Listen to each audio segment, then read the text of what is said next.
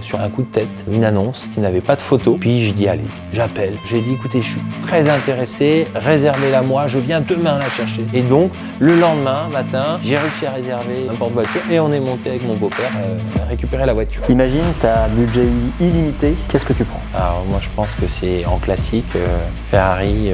Ma première voiture, on va dire vraiment sympa pour débuter, c'était une...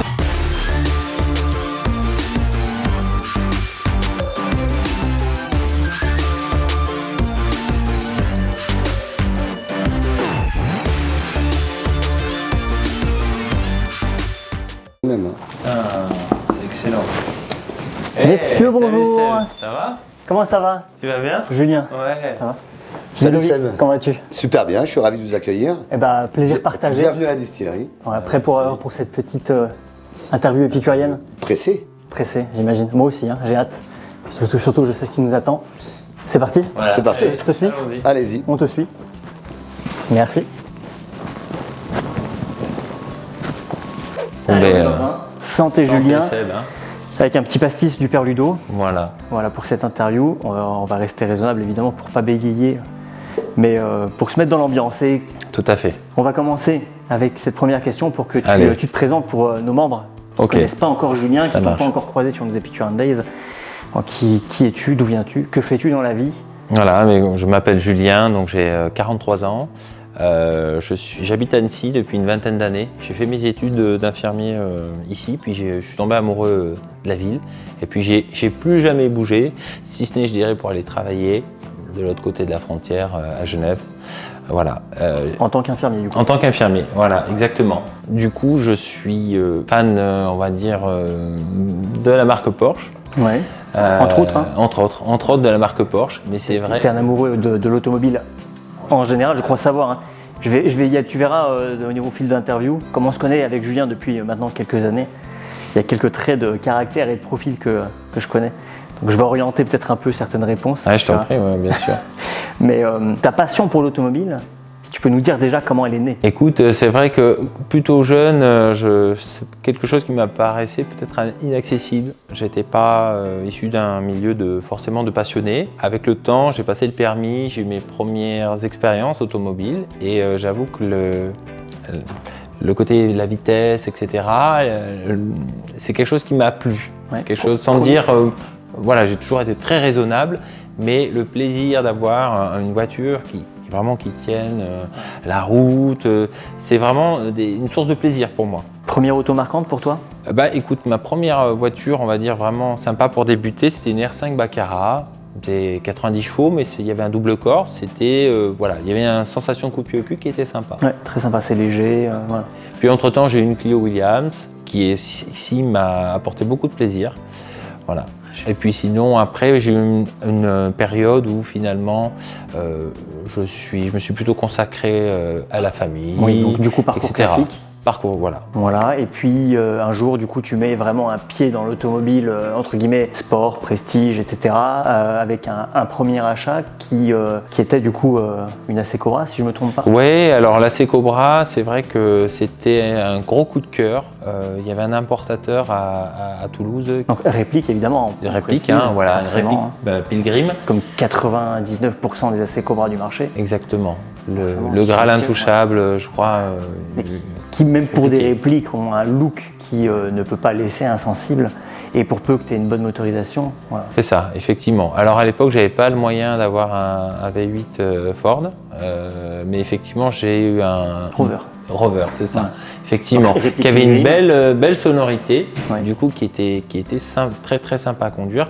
Alors il était très léger, je crois que la réplique elle devait faire 900 kg, quelque chose Ouais. comme ça, pour 240 chevaux. De quoi se faire déjà plaisir, Oui, avoir un look, voilà, avec une esthétique, l'agressivité de la C Cobra telle qu'on la connaît. Bleu avec les bandes blanches. Voilà. Alors je l'avais en conduite à droite, hein, et effectivement, oui, effectivement. Donc la vraie réplique anglaise. La vraie réplique anglaise, D'accord. effectivement. Mais Bon, tu l'as pas gardé longtemps. Tout à fait. Je ne l'ai pas gardé longtemps. J'avais un petit souci de joint de culasse dessus quand je l'ai eu.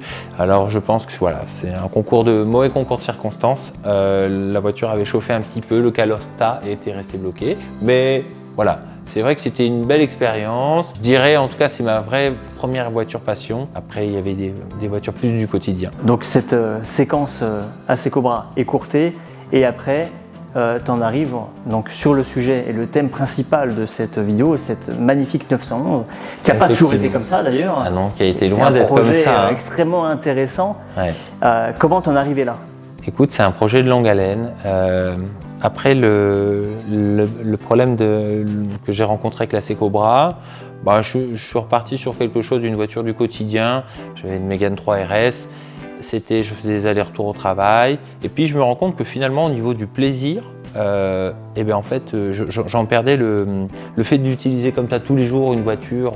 Oui, même on va dire même à connotation un peu sportive. Finalement, je ne l'exploitais pas et je n'avais pas ce plaisir-là. Je le perdais.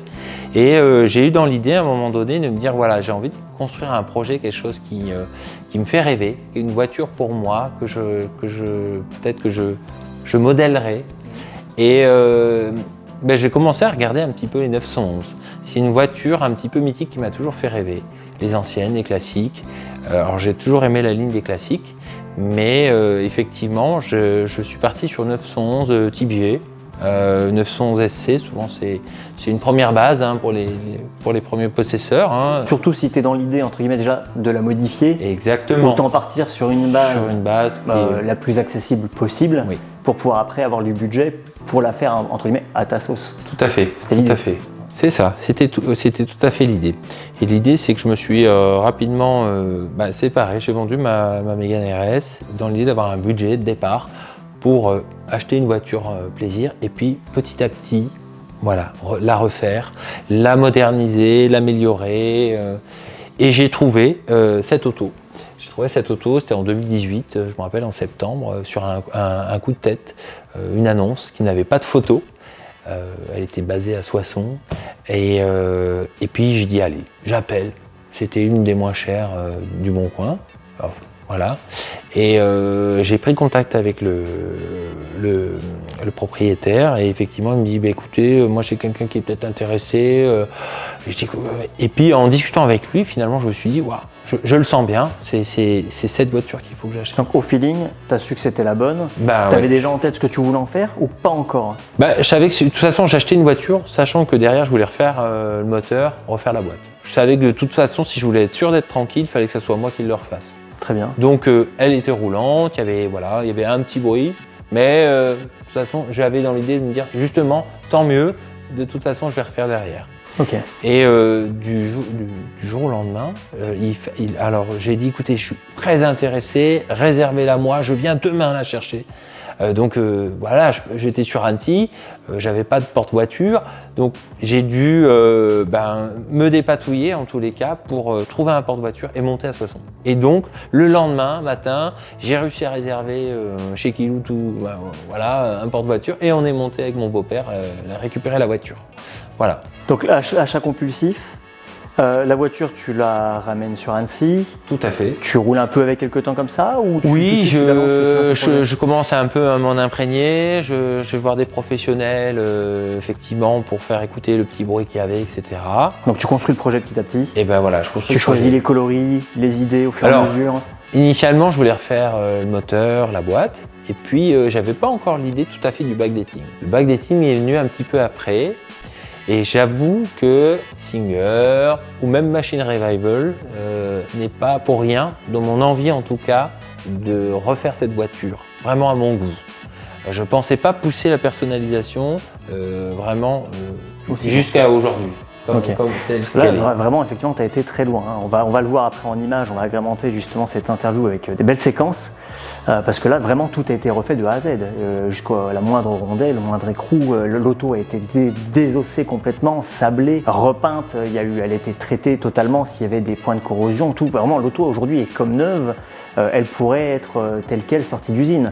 Dans les moindres détails, aujourd'hui, quand on met le nez dedans, c'est quand même un projet extrêmement poussé, comme on en voit très peu. C'est vrai que je pense que l'expérience est singulière. Je pense que tout le monde ne va pas jusque-là. C'est peut-être un défaut, en tout cas, ou une qualité, mais je suis un petit peu perfectionniste. Alors, qualité, parce que c'est du perfectionnisme, et quand tu aimes les beaux détails, Aujourd'hui, on peut dire que tu as une auto dans laquelle tu peux mettre le nez et il y a très peu de choses que tu peux pointer du doigt en disant ah ça non. Là, l'auto vraiment, elle est quasi parfaite. La perfection n'existe pas. Écoute, je te mais elle est remercie, quasi parfaite. ça fait Très plaisir, belle. effectivement. Alors aujourd'hui, on le sait, elle n'est pas encore terminée parce que Oui, tu tout à es fait. toujours à la recherche de 2 sièges pour la partie intérieure. Voilà. Mais concrètement, dans ce qui a été fait, tu as été très très loin.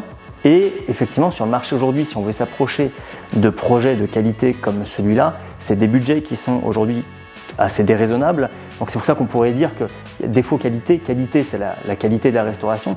Défaut c'est que tu as mis quand même beaucoup d'argent dans cette auto, tu l'as valorisé dans les détails, dans le travail qui a été fait, mais de base c'était pas ce que tu avais prévu initialement. Donc est-ce que tu as un regret par rapport à ça ou même là aujourd'hui tu te dis si c'est à refaire je le refais de la même manière? Ben écoute, je dirais pas que j'ai de regrets, mais je me dis aujourd'hui, par rapport à ce que j'ai mis dedans, effectivement, je pourrais commencer à accéder à de belles autos. Effectivement.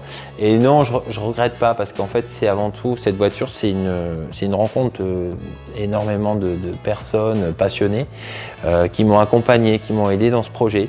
Et en fait, ce que j'ai vraiment, on peut dire, kiffé, c'est de mener le projet du début à la fin. C'est-à-dire de chapeauter, de superviser et petit à petit de faire évoluer ma pensée et comment je conçois cette voiture. Ouais. Donc plus qu'une auto, ça a été un vecteur de rencontre et c'était un projet qui a pris une dimension humaine.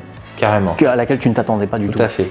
D'ailleurs, c'est un peu aussi pour ça qu'on s'est rapprochés. Et voilà. Dans les détails, il y a eu la partie intérieure que j'ai pris en charge par le biais également d'un autre confrère. En même temps, voilà, on fera peut-être un petit zoom sur la petite plaque de remerciement que tu as mis dans le compartiment moteur. Oui, tout à fait. Mais voilà, c'est vrai que on aborde rarement la partie budget parce qu'on n'est pas là pour parler argent, mais sur les grosses restaurations comme ça, et notamment quand on sort du côté origine, c'est quelque chose qui revient régulièrement. Est-ce que ça vaut le coup de faire autant de frais dans une auto qui perd son côté original? Est-ce qu'on le retrouve après à la revente? On n'est pas là pour, on le sait, pour spéculer ou autre, mais on aime bien quand même, et c'est le cas de, je pense, la plupart de nos membres, c'est quand on lance un projet automobile ou quand on fait un achat automobile avec des sommes qui sont quand même relativement conséquentes, c'est toujours se dire, je fais quelque chose qui me plaît, mais surtout je ne perds pas d'argent. Et là, la manière dont tu as fait les choses, je trouve qu'il y a en fait, tu as gagné sur tous les tableaux. Tu as un produit de qualité, une auto qui te correspond, tu as rencontré des gens, tu as vécu une aventure et tu as quelque chose aujourd'hui qui t'apporte énormément de plaisir. Ça va être difficile de passer à autre chose après celle-ci. Imagine, tu as un budget illimité. Qu'est-ce que tu prends de limite? Alors je ne me suis pas forcément posé la question, mais c'est vrai qu'il y a des autos qui m'ont marqué, que j'aime beaucoup. Alors moi je pense que c'est en classique, Ferrari 250 GTO. Oui, c'est pas la plus petite, enfin la moins chère on va dire, mais c'est une très belle auto. Alors, je sais que toi tu as une vraie sensibilité à l'esthétique. Aujourd'hui tu as des gens qui vont répondre 250 GTO parce que c'est la voiture, la Ferrari la plus chère du monde. Il y a vraiment ce côté où tu as l'impression de passer pour un connaisseur quand tu dis 250 GTO parce que tout le monde aime ça. Tout le monde est fasciné quand on parle de GTO, quand on parle des prix que ça vaut. Et je sais que toi tu as une vraie sensibilité sur la ligne et sur l'esthétique. Donc tu prendrais une 250 GTO. Ouais, j'aime bien aussi l'Aston Martin DB5. Très joli, très bon choix. C'est incroyable. Et puis j'avoue que j'étais bercé par James Bond quand j'étais jeune et j'avoue que c'est une voiture qui m'a toujours marqué. Et je la trouve incroyable, cette calandre. Elle est d'une mythique, classe. C'est mythique, c'est très esthétique, très classieux, donc le charme à l'anglaise. Donc, très différent de la 911. Voilà, tout à fait. Allez Julien, je sais que tu es un peu mélomane. Qu'est-ce que tu nous conseillerais sur un petit road trip? Tu n'as pas de montée en régime particulière pour apprécier la motorisation, juste tu es là, tu cruises, un beau paysage. Envie de cruiser, effectivement. Ouais, tu as envie de te mettre une petite musique pour te mettre dans l'ambiance au volant de ta petite 911. Ouais. Qu'est-ce que tu nous conseilles? Alors écoute, c'est marrant que tu poses cette question parce que là, il y a justement quand on avait les beaux jours, j'ai fait un petit tour du lac d'Annecy avec le coude à la fenêtre et j'ai eu mon petit plaisir, c'était de mettre California Dreams. Et j'ai vraiment kiffé avec le soleil, je me sentais vraiment, je me croyais vraiment aux États-Unis, c'était incroyable. Ouais. Vraiment, j'ai kiffé ce moment-là. Et ça s'y prêtait vraiment tout à fait bien avec l'esprit de la voiture. Voilà. Ouais. Extraordinaire. Eh bien écoute, on note. Allez, la fameuse question, celle qui clôt un peu toutes nos interviews. Après, on passera à Ludo qui va nous rejoindre. Tu es un fervent participant de nos Epicurean Days, et je sais qu'à ce titre, qui est entre guillemets l'automobile, l'épicurisme, avec ce thème central hein, de notre passion qui nous réunit aujourd'hui, le beau, le bon, c'est quelque chose aussi qui t'anime, et on a tous cette définition très particulière qui nous est propre de l'épicurisme. Donc toi, comment tu te définis en tant qu'épicurien, et quelle est ta vision de l'épicurisme, hein, si tu peux nous la donner? La vision. Écoute, c'est une belle question qui n'est pas forcément évidente à répondre. Je dirais que c'est quelque chose, des mots qui me viennent, je dirais que pour moi, l'épicurisme, il y a de la spontanéité. C'est quelque chose c'est l'instant présent, c'est le partage avec les autres. Je pense qu'on peut avoir des belles choses et apprécier ce qui est beau, mais si on le vit seul, en fait, on se prive d'un moment incroyable voilà. Le partage, pour moi, c'est essentiel. Le plaisir, ça se vit à deux, je dirais, voilà, le plaisir charnel, ça fait partie de la vie des humains.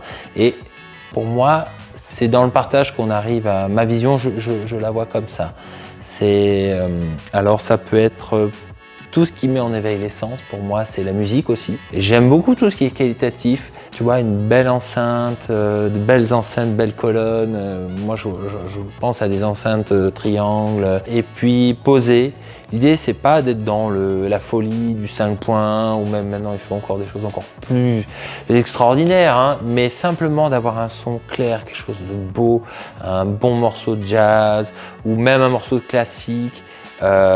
Et puis vraiment se centrer sur soi. Je pense que le plaisir, il est dans le fait de se recentrer. J'en rigole presque parce que tout à l'heure en voiture avec Thomas, notre sympathique caméraman que vous commencez à connaître, en voiture, je lui expliquais que j'étais dans ma période saxophone. Ouais. Un peu, voilà, je trouve qu'en termes d'émotion, tu vois, il y a des morceaux, tu vois, comme le jazz, etc., qui te mettent vraiment tous les sens en éveil, tu sais, qui t'anime plus que d'autres choses. Après, c'est une question là encore de sensibilité, de feeling à la musique ou autre.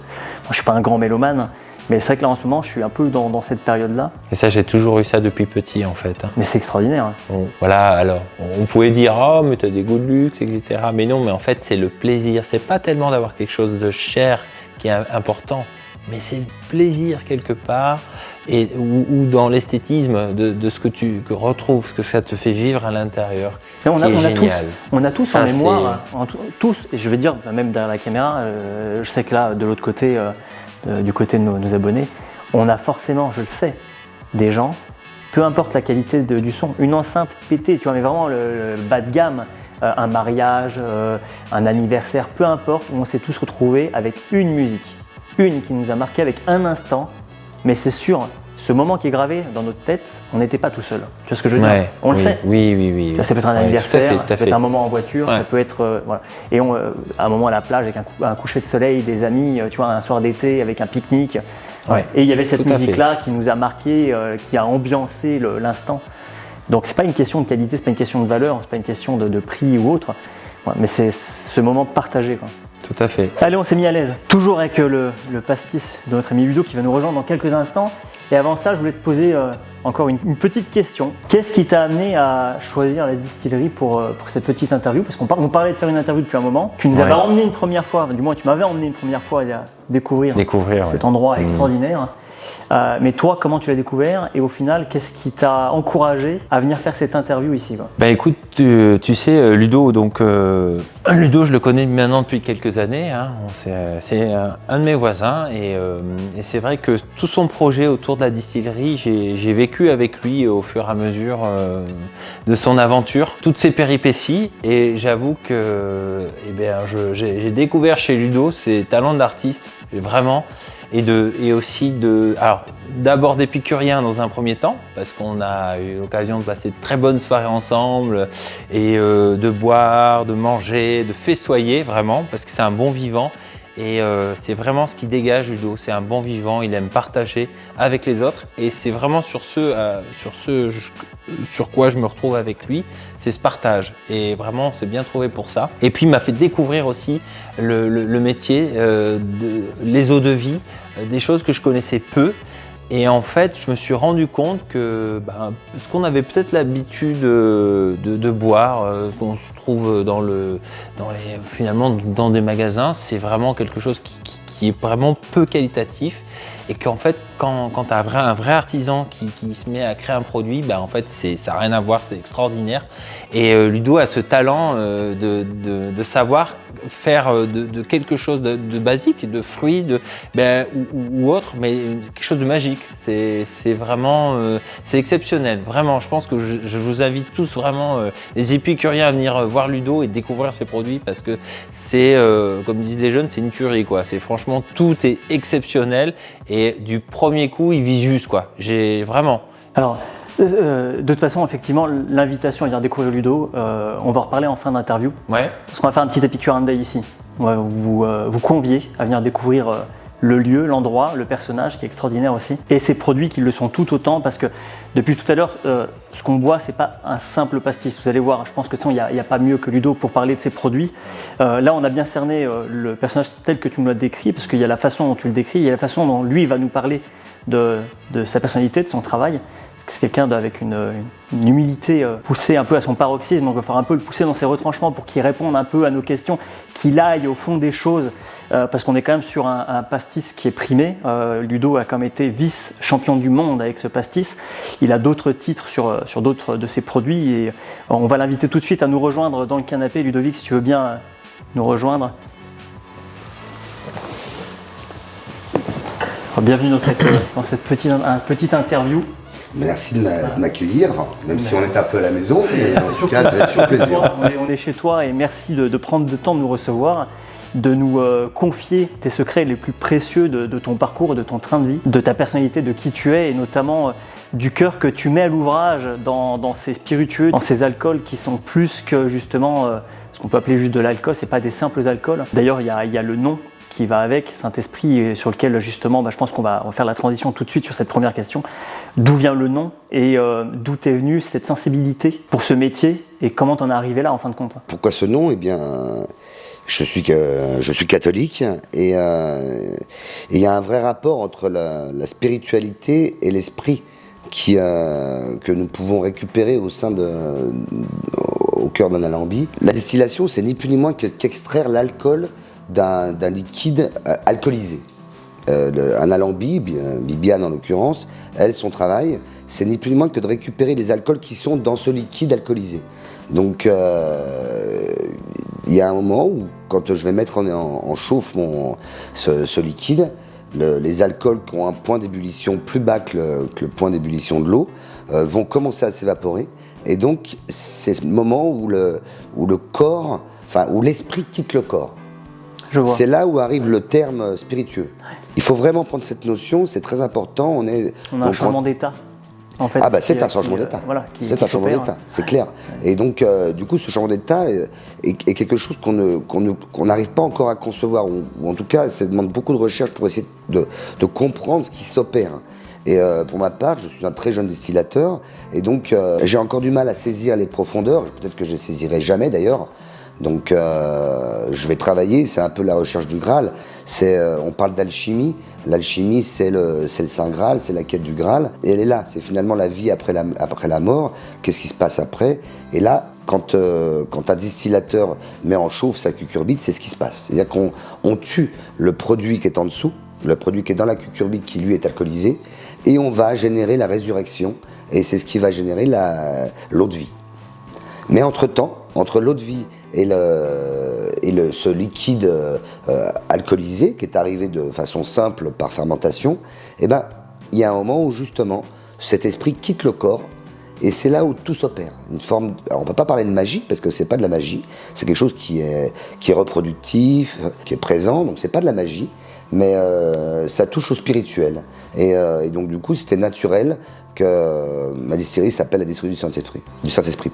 Il y a vraiment en fait, quand on t'entend parler, il y a cette sensibilité en fait au produit, à sa transformation, l'évolution qui s'opère au sein des cuves, si je peux appeler ça comme ça, qui t'amène vraiment après à faire une corrélation entre cette activité-là et ta vie personnelle. Ah ben oui, quand je parle de quête, c'est avant tout une quête personnelle et la distillation, le monde de la distillerie ou l'alambi, parce qu'on peut parler d'alambi, enfin on peut parler d'elle parce que c'est vraiment la pièce principale au-delà du maître distillateur.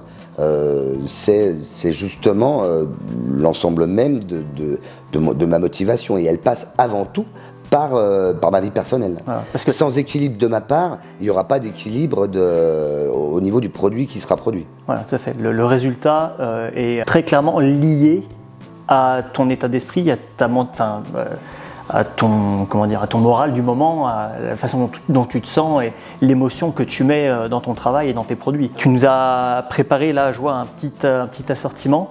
Ce que je disais tout à l'heure notamment, tu as une certaine humilité qui fait que tu ne parles pas forcément de toi-même, de ce que tu as accompli jusqu'à aujourd'hui, mais on commence, parce que tu es relativement nouveau dans ce métier, mais tu as déjà une certaine reconnaissance. Les médias parlent de toi, tu as été titré, certains de tes produits du moins sont titrés, tu as réussi à atteindre une qualité sur tes alcools qui font qu'aujourd'hui tu as une douzaine de médailles, je crois. Voilà, je sais que c'est pas forcément quelque chose dont tu avais vraiment envie de parler, mais ça me semble quand même important de le mettre en lumière parce que tu es comme du coin, de la région, tu es d'Annecy. Nous aujourd'hui, l'idée c'est de valoriser aussi, déjà en dehors des beaux produits, et surtout les belles personnes, ceux qui entreprennent et ceux qui réussissent et qui font des choses dont on peut être fier ici chez nous. En quoi a consisté ce parcours pour réussir en fait aujourd'hui à avoir cette reconnaissance et quels sont en fait aujourd'hui ces titres que tu as et dont tu peux nous parler? Alors je peux en parler bien sûr, mais l'expliquer c'est compliqué parce que finalement ça fait partie d'un parcours de vie et ce parcours de vie il a été guidé par le Saint-Esprit. C'est aussi là où réapparaît le nom de la distillerie. J'ai presque envie de dire que j'y suis pour rien. C'est pour ça que l'humilité est intrinsèquement liée à ma façon de communiquer, parce que j'y suis pour rien. Donc dans cette mesure-là, tout est à donner au Saint-Esprit et au bon Dieu. Par exemple, je suis champion de France de vodka. Et la recette de la vodka m'a été donnée pendant la nuit, alors que je réfléchissais la veille comment j'allais élaborer ce produit. Et je me suis couché, et le lendemain matin, je me suis réveillé avec la recette au gramme près, de comment je devais le faire. Et donc, du coup, j'ai fait naturellement ce que le bon Dieu me disait, et mon ange gardien et le Saint-Esprit sans doute. Je ne sais pas lequel s'est exprimé, mais en tout cas, voilà, et j'ai fait la recette, et aujourd'hui, elle a été primée. C'est un produit très particulier. J'ai la chance aussi, en plus sur mes vodkas, en tout cas, de travailler beaucoup. Alors, c'est pas forcément un très joli mot, mais le recyclage. On est aujourd'hui, depuis une quarantaine d'années, on a eu cette impression d'être des gens riches. Et donc, on a beaucoup gaspillé. Et aujourd'hui, je pense qu'il est temps de réfléchir à tout ça et donc justement d'utiliser et d'exploiter. Là aussi, c'est un mot qui n'est pas très joli, mais au moins tout le monde le comprendra. Ouais. D'aller au bout du terme, au bout des produits et de leur capacité à apporter quelque chose. Alors, c'est ça qui est très beau et d'ailleurs, on va le déguster. Tu as réussi à trouver une solution pour sublimer des produits qui étaient arrivés en fin de parcours. De façon en fait à les emmener encore un peu plus loin et à les inclure dans tes processus de distillation pour en faire des alcools qui aujourd'hui, comme toi tu parles de recyclage, comme tu dis, c'est pas forcément un très joli mot, mais au final, ce qui compte, c'est le résultat. Puisque, comme tu dis, en fait, ta vodka, aujourd'hui, tu es champion de France avec, c'est ta vodka marc de café, si je dis pas de bêtises, ça, hein. Voilà, qui est excellente. Et le marc de café qui à la base généralement soit part à la poubelle, soit on s'en sert pour mettre dans les jardins comme répulsif pour les limaces, ce genre de choses. Voilà. Moi, je jardine pas beaucoup, mais je sais qu'il y a une utilité à ce produit dans ce sens. Toi, tu as réussi en fait à le mettre en application de façon en fait à en faire une vodka qui aujourd'hui est considérée comme une des meilleures. La meilleure de France. Et la meilleure, typiquement, clairement, pour pas mâcher les mots, la meilleure de France. Oui. Eh bien écoute, si on peut goûter ça ensemble. Avec plaisir. Allez. Merci. Allez, merci. Donc là, on est sur la vodka marc de café. Incroyable. Qui est les championnes de France, dont je parlais tout à l'heure. Ah, on sent bien le café. Hein.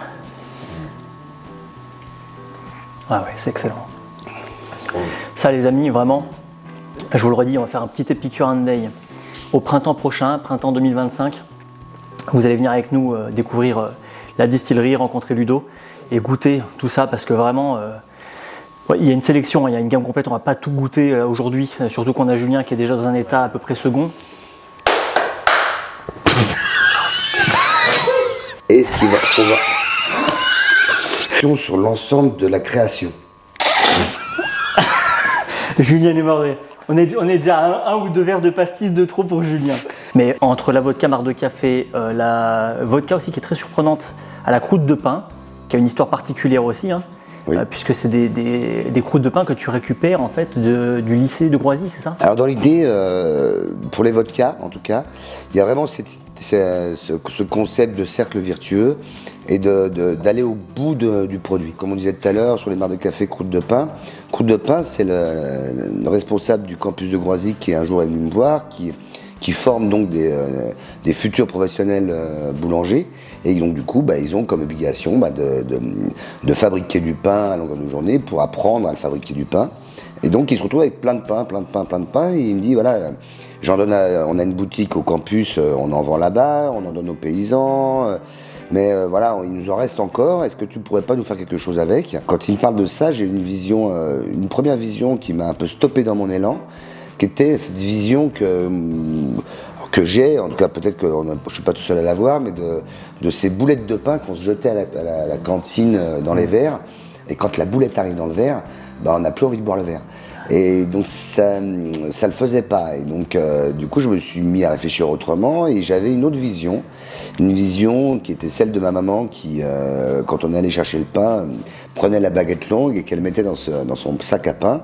Et il dépassait, parce que la baguette était toujours trop longue par rapport au sac, et elle dépassait du sac. Et donc du coup, j'avais un réflexe habituel qui était de piquer une bouchée de pain, mais la seule chose qui dépassait, c'était le quignon. Donc du coup, c'était le quignon que j'avais en tête. Et je dis, écoute, oui, ça m'intéresse. Alors lui, il avait beaucoup de pain à me donner. Et je dis, mais par contre, tu vas pas me donner beaucoup de pain. Tu vas au contraire prendre quelques baguettes, découper la croûte, uniquement la croûte, et tu vas la retorréfier, vous allez la retorréfier, tout ça, on va faire plusieurs essais ensemble, et puis on fera quelque chose avec ça. Et du coup, c'est comme ça qu'est née la vodka croûte de pain. Extraordinaire. Il y a une vraie histoire derrière, c'est ça qui est magnifique.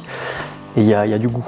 C'est ça aussi qui est surprenant. Pour le coup, la vodka marc de café est un peu plus forte aromatiquement.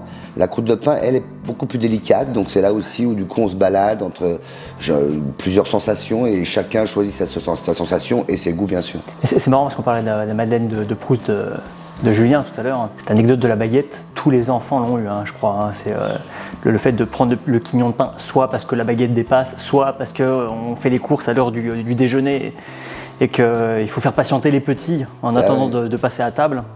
Donc on retrouve un peu ça dans la vodka. Dans ta vodka. Puis il y a un petit côté rébellion, c'est-à-dire qu'effectivement tu le voles ce bout de quignon. Tu vois, il y a quelque chose. Là du coup on va retourner sur la magie, mais du coup c'est toujours pas de la magie, mais quelque chose qui nous berce, qui nous accompagne, qui nous stimule, c'est magnifique. Ah oui, vraiment, vraiment superbe. Très beau produit. Donc ça c'est la marc de café, là on a parlé de celle de quignon de pain. Qu'est-ce que tu produis d'autre en termes d'alcool? Alors j'ai commencé par le pastis, donc c'était mon premier alcool. Alors le pastis c'est un alcool qui est un alcool de macération, en tout cas chez moi. Donc du coup quand on dit de macération, c'est-à-dire qu'on n'a pas besoin d'alambi. Les autres alcools seront eux faits autour de l'alambi, donc du coup après le pastis je suis passé au gin. J'ai fait un premier gin, puis un deuxième gin. Je suis amoureux du coin, donc du coup mon deuxième gin était autour du coin, c'est le gin coin pamplemousse, où là on a une distillation un peu particulière, c'est-à-dire que le gin est distillé, j'ai une recette de gin dans laquelle j'incorpore du coin, donc qui lui est dans la cucurbite, et donc l'évaporation s'opère, et on peut remarquer au niveau de l'alambic qu'on a une colonne particulière qui est transparente. Et celle-ci, c'est le bac aromatique, enfin moi je l'appelle comme ça, on appelle ça aussi un bac à gin. Et donc dans ce bac à gin, avant d'être condensé, d'être réduit à l'état liquide, tu parlais de changement d'état, donc l'esprit se balade, et donc la vapeur se balade, et donc du coup, quand il arrive dans cette colonne-là, c'est un panier percé que je rajoute et dans lequel j'avais mis des coins frais. Et donc, la vapeur fait son parcours, et avant d'être transformée en eau de vie, la vapeur se charge au sein du bac aromatique, du bac à gin, de tous ces arômes frais, des coins frais.